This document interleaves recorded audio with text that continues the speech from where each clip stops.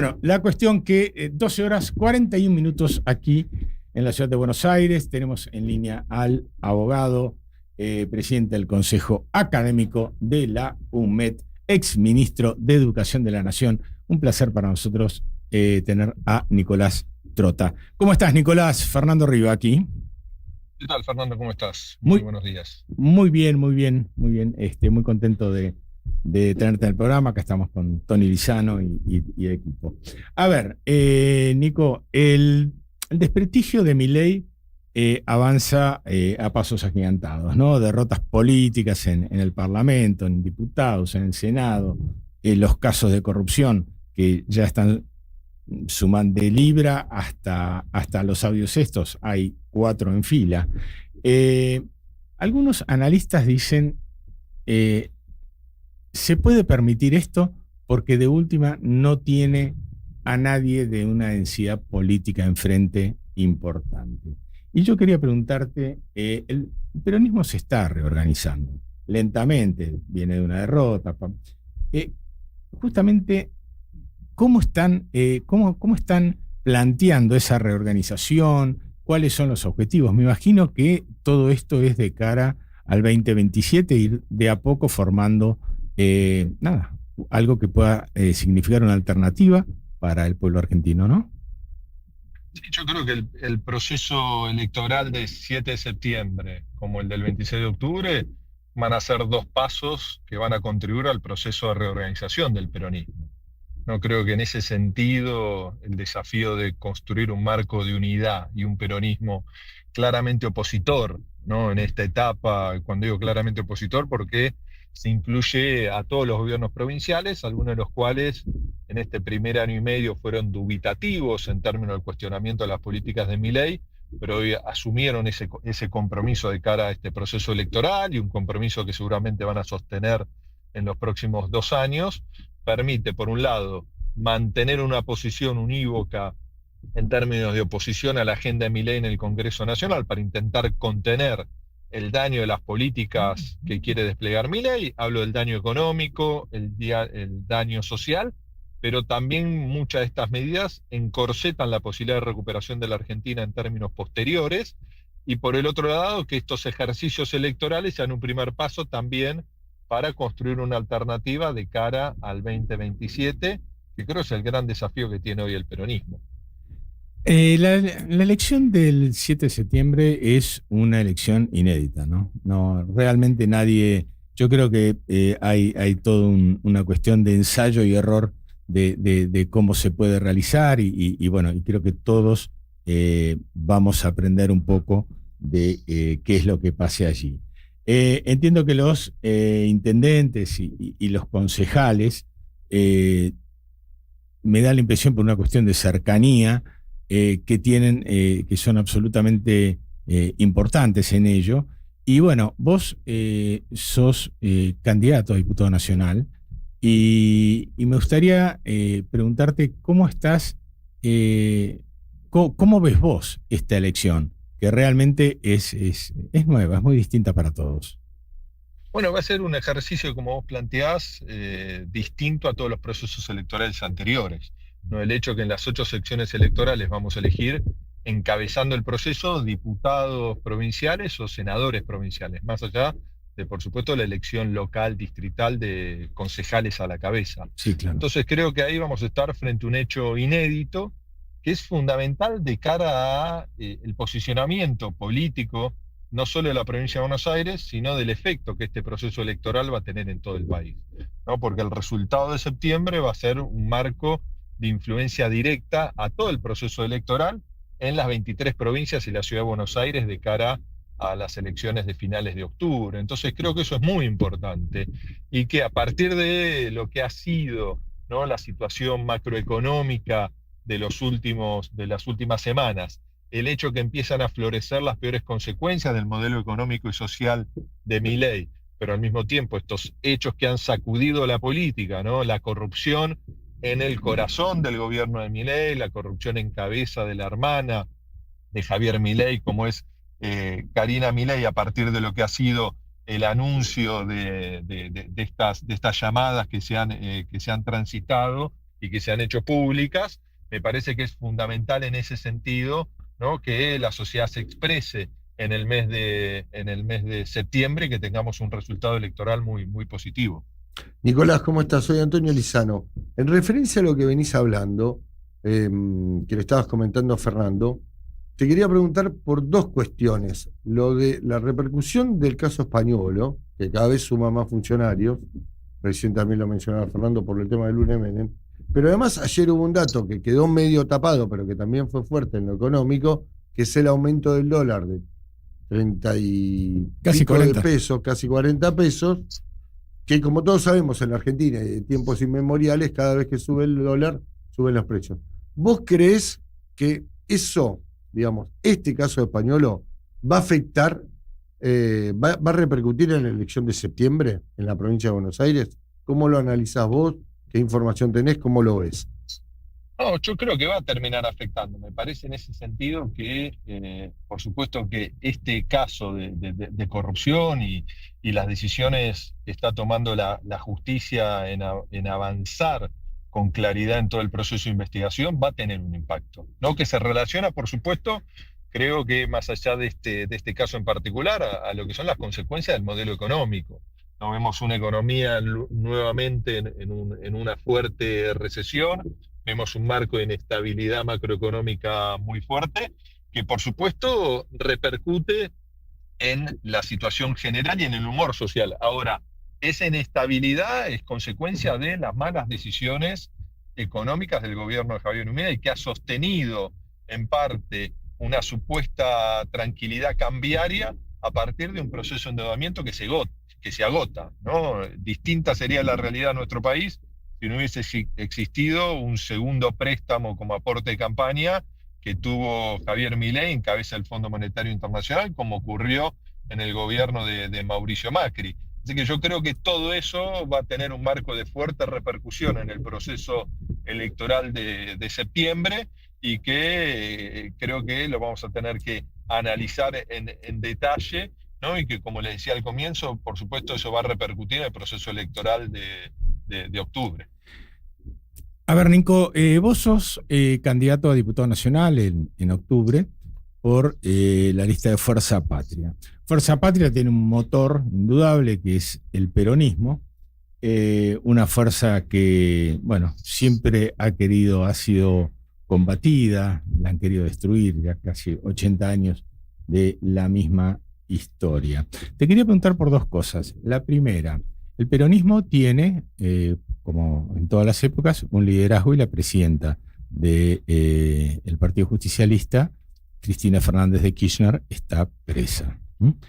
Esa es la primera pregunta. ¿Cómo se hace una elección cuando la presidenta del partido, que es el motor de la fuerza, está privada de su libertad? Y la segunda, ¿cómo te cayó cuando viste una provocación? Bueno, a mí en su momento me dolió mucho y no puedo acostumbrarme tampoco cuando viste en ese baldío de La Matanza, creo que era, la bandera kirchnerismo nunca más. Perdón, que además agrego sigue, porque ayer en el acto de Junín estaba todo embanderado con esa frase. Bueno, dos temas en uno. Sí, creo que ambos temas están vinculados, ¿no? Yo tengo una mirada clara respecto de lo que es el proceso de persecución y de proscripción de Cristina Kirchner, que no es solo un ataque a la persona, a Cristina en particular, lo que ella representa, sino termina siendo también un ataque frontal al peronismo, en su voluntad de debilitar la alternancia o la alternativa que debe ser el peronismo en un momento de zozobra y de tanta complejidad para toda la sociedad argentina. Digo, ese esquema de persecución de Cristina pretende impedir que se consolide esa alternativa de cara al 27. Un peronismo que está atravesado por la proscripción a lo largo de su historia, ¿no? Podemos recordar, por supuesto, los casi 18 años de exilio forzado que tuvo que vivir el general Perón, el fundador de nuestro movimiento. Así que me parece que el proceso electoral que estamos transitando siempre tiene que estar presente la consigna, ¿no? De primero la inocencia de Cristina y la libertad necesaria, no solo de su libertad individual, sino también de lo que debe permitir que ella pueda, en caso de decidirlo, poder ser candidata, ¿no? Que eso también es un punto importante en este proceso electoral, pero principalmente de cara a la elección del 2027. Y por supuesto que el gobierno de Javier Milei, mucho más frente a estos hechos de corrupción que empiezan a hacerse visibles de una manera notable, tiene muy poco para mostrarle a la sociedad. Por eso trata de generar, ¿no? un marco de acumulación a partir, ¿no? de esa confrontación directa con el peronismo. Como no puede nada para mostrar, ¿no? Abraza ciertas consignas para tratar de consolidar su voto duro, su marco de representatividad. Ahora, eso lo hace inclusive bastardeando construcciones sociales muy importantes que ha transitado la Argentina, como han sido el Nunca Más, ¿no? Asociar el Nunca Más a lo que puede ser una disputa política en democracia, nada tiene que ver, ¿no? con la historia de lucha de los derechos humanos que ha tenido la Argentina. Entonces me parece que estamos frente a un gobierno que sigue desplegando, ¿no? elementos muy negativos en la construcción social positiva que debe transitar toda democracia. Hasta ahora todas las elecciones en distintas provincias, bueno, tuvieron un bajo porcentaje de votantes, siempre de alrededor del 50 y pico, del 60 y pico. Se calcula, no lo digo yo, digamos, son estimaciones de empresas, algunas muy respetables, que para, no sé si en septiembre, pero sí para octubre, la participación podría llegar a ser incluso aún menor. ¿A qué atribuís la caída de la participación popular en un país donde las elecciones son obligatorias? Yo creo que es un fenómeno, Fernando, global, no solo en la Argentina. Acá sí tenemos el elemento adicional que el voto es obligatorio, ¿no? Y que siempre hemos tenido un nivel de participación más activo en las elecciones que se ponen en juego cargos ejecutivos que en las elecciones de medio término, en las elecciones que son solo legislativas. Y creo que esa baja de la participación es reflejo de un descontento social en términos de la respuesta que la democracia, de su mirada integral, le debe dar a la sociedad, ¿no? Y creo que eso también implica el surgimiento, ¿no? o la emergencia de un presidente como Javier Milei, que es reflejo de lo que yo creo han sido los últimos 8 años previos a la asunción de Javier Milei, porque desde el 2015 hasta el presente, 4 años del gobierno de Cambiemos, 4 años del gobierno de Unión por la Patria o del Frente de Todos, no fueron positivos en términos de mejorar la calidad de vida. Podemos analizar, por supuesto, distintos elementos que llevaron ese resultado, ¿no? Los 4 años de Macri fueron muy negativos, no solo porque 3 de los 4 fueron de recesión económica y de fuertes retrocesos sociales y en términos de ingresos de las familias argentinas, sino entre otros aspectos porque implicó la llegada nuevamente del Fondo Monetario Internacional y el reperfilamiento de la deuda externa argentina. No solo creció muchísimo a partir del fondo la deuda externa, ¿no? en ese nuevo proceso de timba financiera que abrazó la Argentina en la gestión de Macri, sino que le cambiamos el perfil de deuda a una deuda principalmente en moneda nacional que se extranjerizó y se llevó en dólares. Y ese corsé que dejó el gobierno de Mauricio Macri, el Frente de Todos no tuvo la capacidad de sacárselo de encima, ¿no? Y además estuvo atravesado no solo por sus errores políticos, por el Fondo Monetario Internacional, sino por hechos extraordinarios como fue la pandemia, como fue también esa fuerte sequía, ¿no? que atravesó la Argentina y que tuvo un impacto muy negativo en términos de la producción de dólares y divisas, y después por la aceleración de precios en términos globales por la invasión de Rusia a Ucrania, que por supuesto también tuvo un impacto en Argentina, que ya venía con una inercia inflacionaria muy alta y muy marcada, ¿no? Entonces, esos resultados tan negativos implicaron el surgimiento de un liderazgo como Milei. Y creo que por el desastre que es el gobierno de Milei, muchos argentinos que vieron ahí una expectativa y que estaban enojados con el PRO, con el radicalismo, con Cambiemos, pero también con el peronismo, hoy la manera de expresarse es no ir a votar, ¿no? Porque no se han reconciliado con las expresiones políticas a las que castigaron en la elección del 23, ¿no? Y por eso hoy creo que en esta elección van a quedarse en sus hogares. Y creo que ahí la reflexión debe decir, participen. No siempre uno elige lo que más le gusta, pero tiene que elegir entre la oferta electoral que hay, y eso me parece que debería ser la reflexión social de cara a este proceso electoral. El sábado pasado acudí a la cancha a ver a mi querido Ciclón, y dentro de la publicidad que se ve en la cancha salía, pongámosle un freno a Milei, Fuerza Patria. Hay muchos dirigentes del peronismo que hoy discuten si alcanza con ponerle un freno a Milei o hay que proponer algo más ya en esta instancia. ¿Cómo ves? Está dentro de lo que vos decías, es la reorganización y la construcción. Pero ¿cómo ves vos esa dicotomía hoy? No, yo creo que hay que ponerle un freno, ¿no? Hay que construir la mayoría, después hay que ver cómo evoluciona el proceso político, ¿no? Me parece que el accionar del Congreso Nacional en las últimas semanas ha sido clave para ponerle un límite, pero eso no alcanza, ¿no? Porque creo que un resultado electoral positivo por parte de Javier Milei los va a envalentonar, no para ir contra las reformas positivas de los últimos 20 años de la Argentina post-crisis 2001-2002, sino van a intentar, como ocurrió en la gestión de Bolsonaro, ir por derechos consagrados a mitad del siglo pasado.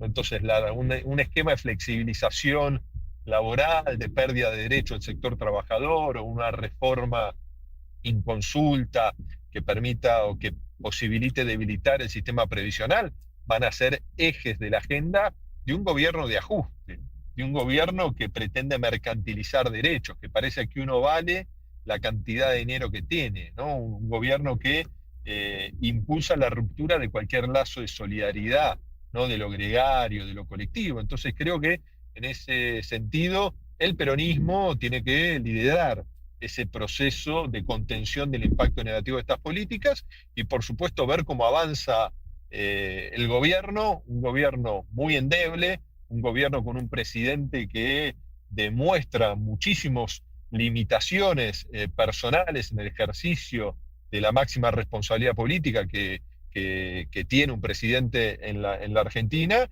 y a partir de eso poder construir una alternativa, ¿no? Para el proceso electoral del 27. Y si después somos atravesados por distintas crisis, bueno, que en el Congreso esté la respuesta a cada uno de esas instancias, porque es ahí donde se expresa también la institucionalidad y la democracia.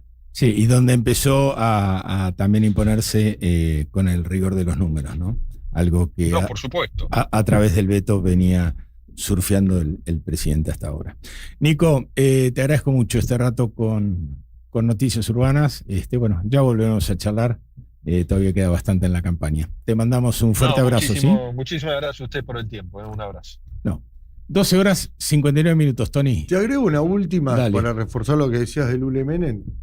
En el mundo de la salud, porque no nos olvidemos también del tema de Españolo, tapó el tema del fentanilo, que lo tenía contra las cuerdas, lo tiene contra las cuerdas, a Lugones, al que está a cargo de la cartera de salud, un hombre muy relacionado con dos personas muy relacionadas con ese tema de la salud, que son Enrique Nocilla, histórico dirigente radical, y Ruy Barrio Nuevo, gremialista histórico del peronismo. Bueno, ambos venían recibiendo quejas sobre el tema españolo de los laboratorios, por su cercanía, porque les fueron a decir que les estaban pidiendo cada vez más, el diezmo cada vez subía más. O sea que imagínate, todo me parece que, vos hoy viste en la tecla con el lunes, todo lo que hay atrás de esto y todo lo que se puede llegar a destapar a medida que se conocen más audios, dicen que hay videos. Da la impresión de que esto recién empieza. Exacto. Así que, bueno, gracias, Gonza. Un golazo hoy. Nosotros nos volvemos a reencontrar con todos ustedes el día viernes a las 12 del mediodía. Que tengan muy buenas tardes. Muchísimas gracias.